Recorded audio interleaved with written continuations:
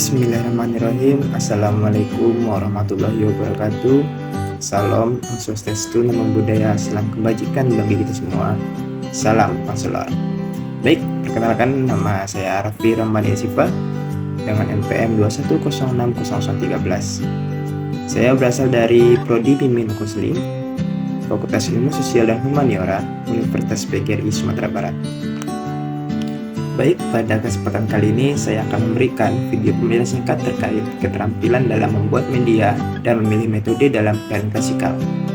Dalam kehidupan sehari-hari tentunya, kita pasti sering mendengar kata media. Namun, apa sih media itu? Apa kalian tahu? Mari kita awali dengan pengertian media. Media berasal dari bahasa Latin dan merupakan bentuk jamak dari kata medium yang secara harfiah berarti perantara, yaitu perantara sumber pesan dengan penerima pesan. Media BK secara sederhana dapat dimaknai sebagai alat bantu atau perantara yang dapat digunakan oleh konselor dalam memberikan layanan bimbingan konseling.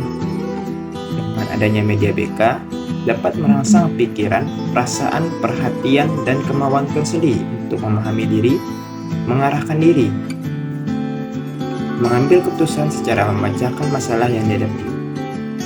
Media BK bisa berfungsi untuk memperlancar proses BK. Fungsi ini mengandung arti. Melalui media BK, individu dapat lebih mudah memahami masalah yang dialami atau menangkap bahan yang disajikan lebih mudah dan lebih cepat. Komputer merupakan salah satu media yang dapat dipergunakan oleh konselor dalam proses konseling. Lalu, apa sih manfaat media BK? Jadi, manfaat media BK ialah yang pertama, memperjelas pesan agar tidak terlalu verbalistis.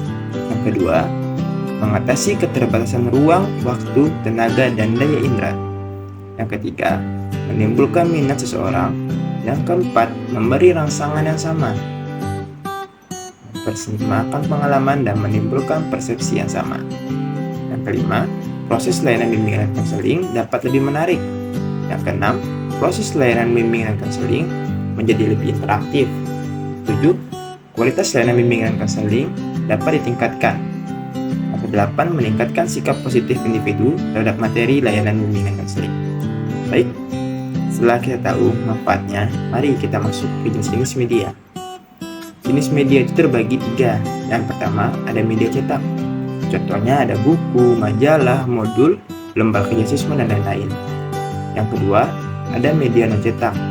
Media non-cetak ini terbagi 2 lagi, yaitu yang pertama ada audio, contohnya radio dan tape. Yang kedua itu visual, contohnya film. Yang ketiga ada display, dan contohnya poster. Tidak hanya alasan pemilihan media saja yang harus diperhatikan oleh konselor. Kriteria pemilihan media juga perlu dipertimbangkan. Kriteria yang dimaksud yaitu, yang pertama, media sesuai dengan tujuan bimbingan. Yang kedua, media sesuai dengan materi bimbingan. Yang ketiga, media sesuai dengan karakteristik siswa. Yang keempat, media sesuai dengan teori. Yang kelima, media sesuai dengan gaya belajar siswa. Yang keenam, media sesuai dengan fasilitas dan waktu yang tersedia. Baik, berikut tadi merupakan penjelasan dari media. Sekarang, mari kita masuk ke metode. Apa ada yang tahu metode itu apa? Mari membahas metode terlebih dahulu. Secara etimologis, kata metode berasal dari bahasa Yunani kuno, yaitu metodos, yang merupakan gabungan dari kata meta yang berarti menuju atau berhubungan dengan, dan kata hodos yang berarti jalan atau cara. Secara harfiah, metode mengacu pada cara menuju atau cara untuk mencapai tujuan. Jenis-jenis metode. 1. Ada ceramah, yaitu cara penyampaian bahan bimbingan klasikal dengan komunikasi lisan.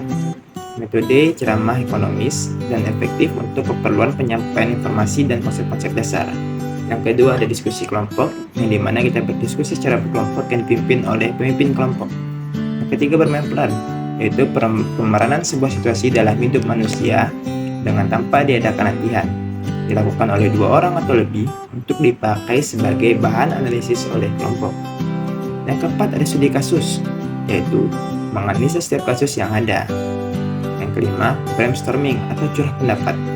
Yang keenam, metode demonstrasi, yaitu penyajian bahan bimbingan oleh guru pembimbing atau konselor pada siswa dengan menunjukkan model atau benda asli atau dengan menunjukkan urutan prosedur pembuatan sesuatu atau proses terjadinya sesuatu untuk mencapai tujuan bimbingan. Yang ketujuh, ada metode tanya jawab. Yang kedelapan, ada metode perkunjungan studi dengan mengunjungi objek tertentu. Yang kesembilan, metode pemberian. Itu cara penyajian pembimbingan dengan cara memberikan tugas. Yang ke-10 ada metode praktek. Yang ke-11 yaitu ada metode inquiry, adalah cara penyampaian bahan bimbingan dengan memberikan kesempatan kepada siswa untuk belajar mengembangkan potensi intelektualnya dalam jalan kegiatan yang disusunnya sendiri untuk menemukan sesuatu jawaban yang meyakinkan terhadap permasalahan yang dihadapkan kepadanya. Melalui proses pelacakan data, permasalahan yang dihadapkan kepadanya, dan informasi serta pemikiran yang logis, kritis, dan sistematis. Dasar pemilihan media. Ada 3 pertimbangan penting yang perlu dipikirkan konselor dalam memilih metode bimbingan klasikal, yakni yang pertama, bimbingan klasikal, yaitu semua perencanaan bimbingan klasikal diarahkan untuk mencapai tujuan bimbingan klasikal yang telah direncanakan. Yang kedua, jenis pengetahuan yang akan disampaikan. Menurut Anderson dan Krautol pada tahun 2001 menjelaskan bahwa terdapat 4 jenis pengetahuan, yaitu pengetahuan faktual, pengetahuan konseptual, pengetahuan prosedural, dan pengetahuan metakognitif. Yang ketiga itu ada pertanyaan bagaimana siswa belajar.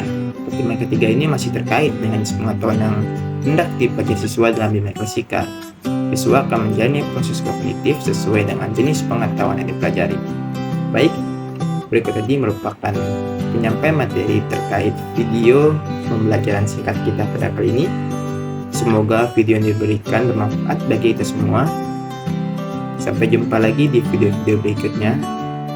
Saya akhiri dengan mengucapkan alhamdulillahirabbil alamin. Assalamualaikum warahmatullahi wabarakatuh. Salam konselor.